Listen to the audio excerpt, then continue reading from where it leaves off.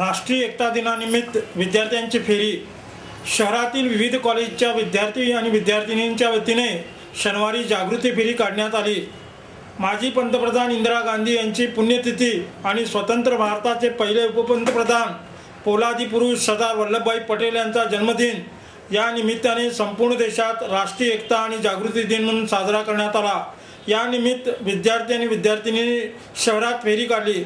विद्यार्थी आणि जिल्हाधिकारी एन जयराम यांनी फेरीला चालना दिली। प्रारंभी राष्ट्रीय एकता आणि जागृती संदर्भात विद्यार्थी जिल्हाधिकाऱ्यांच्या समवेत शपथ घेताना